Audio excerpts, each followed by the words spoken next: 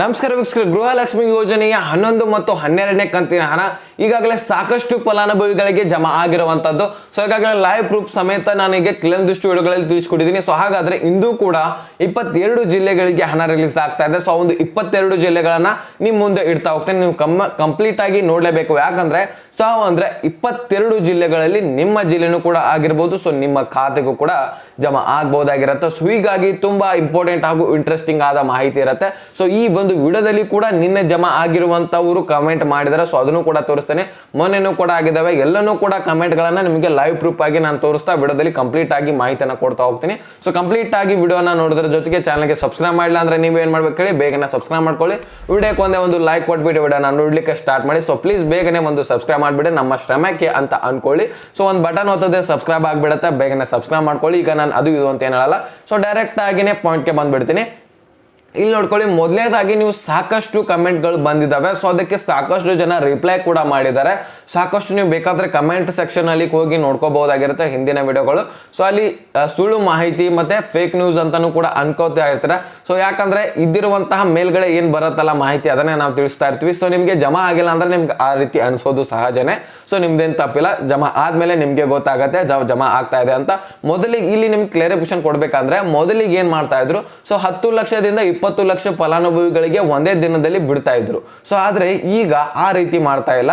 So ಕೆಲವೊಂದಿಷ್ಟು ಫಲಾನುಭವಿಗಳಿಗೆ ಅಂದ್ರೆ 1 ಲಕ್ಷದಿಂದ 2 ಲಕ್ಷ ಫಲಾನುಭವಿಗಳಿಗೆ ಮಾತ್ರ ದಿನೇ ದಿನೇ ಬಿಡ್ತಾ ಇದ್ರೆ. ಸೊ ಇದಕ್ಕೋಸ್ಕರ ನಿಮಗೆ ಬೇಗನೆ ಜಮಾ ಆಗ್ತಾ ಇಲ್ಲ. ಸೊ ಬೇಗನೆ ಜಮಾ ಆಗ್ತಾ ಇಲ್ಲ, ಅದಕ್ಕೋಸ್ಕರ ಈ ರೀತಿ ಹೇಳ್ತಾ ಇರುವಂತದ್ದು. ನಿಮಗೆ ಸಾಕಷ್ಟು ಫಲಾನುಭವಿಗಳಿಗೂ ಜಮಾ ಆಗಿದೆ, ಅವರು ಕಮೆಂಟ್ ಮಾಡ್ತಾ ಇದ್ದಾರೆ. ಸೊ ಸಾಕಷ್ಟು ಜನರಿಗೆ ಜಮಾ ಆಗಿರುತ್ತೆ, ಅವರು ವಿಡಿಯೋ ನೋಡಲ್ಲ. ಯಾಕಂದ್ರೆ ಸೊ ಜಮಾ ಆಗಿದೆ ಇನ್ನೇನ್ ಬಿಡಿ, ನೆಕ್ಸ್ಟ್ ಕಂತು ಏನ್ ರಿಲೀಸ್ ಆಗತ್ತಲ್ಲ ಅವಾಗ ನೋಡ್ಲಿಕ್ಕೆ ಬರುತ್ತೆ. ಸೊ ಅವಾಗನೇ ನಾವು ಕೇಳೋಣ ಕಮೆಂಟ್ ಅಲ್ಲಿ. ಸೊ ಬಂದಿಲ್ಲ ಏನ್ ಮಾಡ್ಬೇಕು ಅಂತ.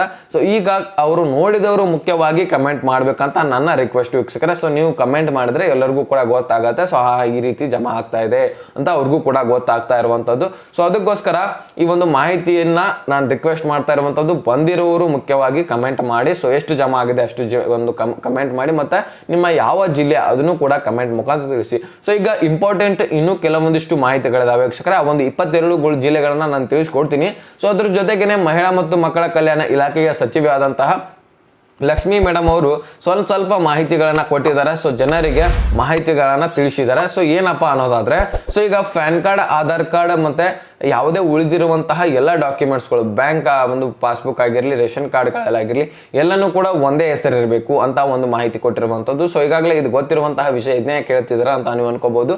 ಸೊ ಅದನ್ನ ಈಗ ಮತ್ತೊಂದು ಸಾರಿ ಇಂಪಾರ್ಟೆಂಟ್ ಇದನ್ನ ಮಾಡಲೇಬೇಕು, ಇದು ಬಹಳ ಹತ್ರ ಇಲ್ಲ ಅಂತ ಹೇಳಿದ್ದಾರೆ. ಸೊ ಅದಕ್ಕೋಸ್ಕರ ತಿಳಿಸ್ಕೊಟ್ಟಿದ್ದೀನಿ.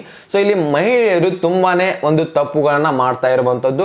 ಇನ್ನೂ ಕೂಡ ಇದರಲ್ಲಿ 2 ರೂಲ್ಸ್ಗಳಿದಾವೆ. ಸೊ ತಿಳ್ಕೊಳ್ಳಿ. ಇಲ್ಲಿ ಮಹಿಳೆಯರು ಏನ್ ಮಾಡ್ತಾ ಇದಾರೆ ಅಂದ್ರೆ, ಇಲ್ಲಿ ಗೃಹಲಕ್ಷ್ಮಿ ಯೋಜನೆ ಮತ್ತೆ ಅನ್ನಭಾಗ್ಯ ಯೋಜನೆಯ ಮೇಲೆ ನಂಬಿಕೆ ಇಟ್ಟು ಸಾಲಗಳನ್ನ ಮಾಡ್ತಾ ಇರುವಂತದ್ದು.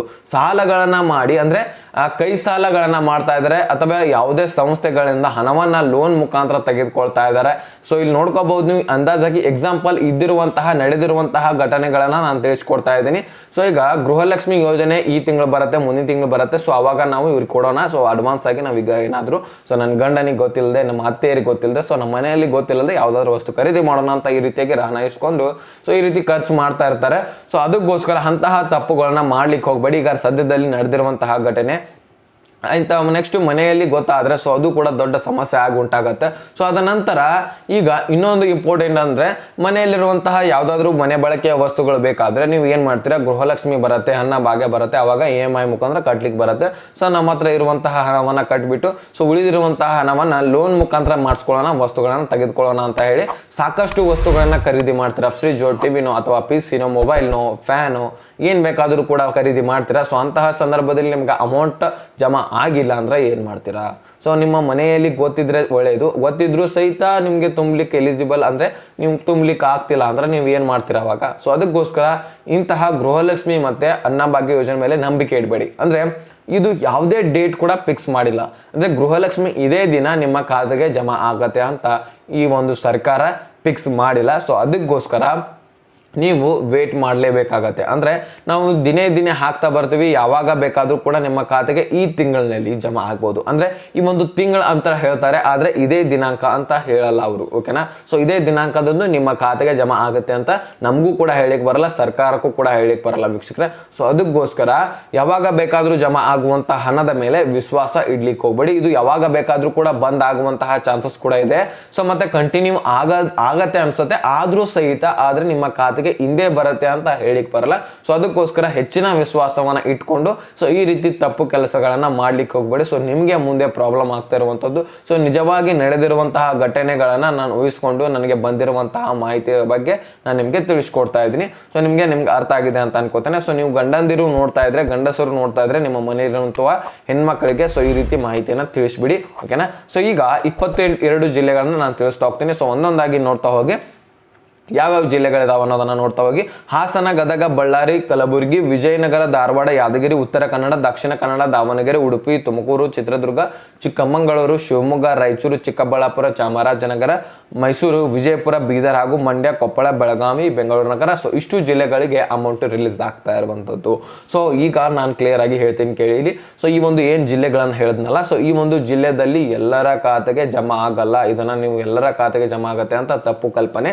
ಸೊ ನಾನು ಮೊದಲೇನೆ ಹೇಳಿದ್ದೀನಿ, 1 ಲಕ್ಷ 2 ಲಕ್ಷ ಫಲಾನುಭವಿಗಳಿಗೆ ಜಮಾ ಮಾಡ್ತಾ ಇದ್ದಾರೆ. ಸೊ ಈ ಜಿಲ್ಲೆದಲ್ಲಿರುವಂತಹ ಫಲಾನುಭವಿಗಳಿಗೆ ಸ್ವಲ್ಪ ಗ್ರಾಮದಲ್ಲಿರುವಂತಹ ಫಲಾನುಭವಿಗಳಿಗೆ ಅಮೌಂಟ್ ಜಮಾ ಮಾಡ್ತಾರೆ. ಅಂದ್ರೆ ಉಳಿದಿರುವಂತಹ, ನಾವು ಉಳಿತೀವಿ, ಈ ಜಿಲ್ಲೆದವರೇ ನಮ್ಗೆ ಉಳಿದಿದೆ, ನಮ್ಗೆ ಅಮೌಂಟ್ ಜಮಾ ಮಾಡಿಲ್ಲ, ನಾವೇನ್ ಮಾಡ್ಬೇಕಂತ ಕೇಳ್ಬೋದು.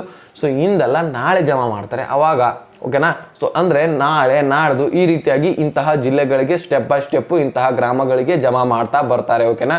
ಸೊ ಓಕೆನಾ, ಈಗ ಕ್ಲಿಯರ್ ಆಗಿ ಅರ್ಥ ಆಗಿದೆ ಅಂತ ಅನ್ಕೋತೇನೆ. ಅಂದ್ರೆ ಈ ಒಂದು ಜಿಲ್ಲೆ ಅಂದ್ರೆ ಎಲ್ಲರಿಗೂ ಕೂಡ ಜಮಾ ಮಾಡಲ್ಲ. ಮೊದಲು ಮಾಡ್ತಾ ಇದ್ರು 10 ರಿಂದ 20 ಲಕ್ಷ ಅಂದ್ರೆ ಎಲ್ಲರೂ ಕೂಡ ಬರ್ತಾ ಇದ್ರಿ. ಸೊ ಆದ್ರೆ ಈಗ 1 ಲಕ್ಷನೋ 2 ಲಕ್ಷನೋ 3 ಲಕ್ಷನೋ ಈ ರೀತಿಯಾಗಿ ಸ್ಟೆಪ್ ಬೈ ಸ್ಟೆಪ್ ಜಮಾ ಮಾಡ್ತಾ ಇದ್ರೆ ಸೊ ನಿಮ್ಮ ಖಾತೆಗೆ ಯಾವಾಗ ಬೇಕಾದ್ರೂ ಕೂಡ ಜಮಾ ಆಗ್ಬೋದಾಗಿರುತ್ತೆ. ಈ ಜಿಲ್ಲೆ ಅಂತ ಮಾತ್ರ ನಮ್ಮ ಹತ್ರ ಮಾಹಿತಿ ಬಂದಿರುವಂತದ್ದು. ಸೊ ಅದನ್ನ ನಾನು ನಿಮಗೆ ತಿಳಿಸ್ಕೊಟ್ಟಿದ್ದೀನಿ. ಸೊ ಕಂಪ್ಲೀಟ್ ಆಗಿ ಅರ್ಥ ಆಗಿದ್ರೆ ಲೈಕ್ ಮಾಡಿ, ನಿಮ್ಮ ಸ್ನೇಹಿತರಿಗೆ ಶೇರ್ ಮಾಡಿ, ಹಾಗೆ ಸಬ್ಸ್ಕ್ರೈಬ್ ಮಾಡಿ ಅಂತ ಹೇಳ್ತಾ ಮತ್ತೆ ಮುಂದಿನ ಮಾಹಿತಿ ಸಿಗೋಣ. ಸೊ ಅಲ್ಲಿ ತನಕ bye bye, take care friends.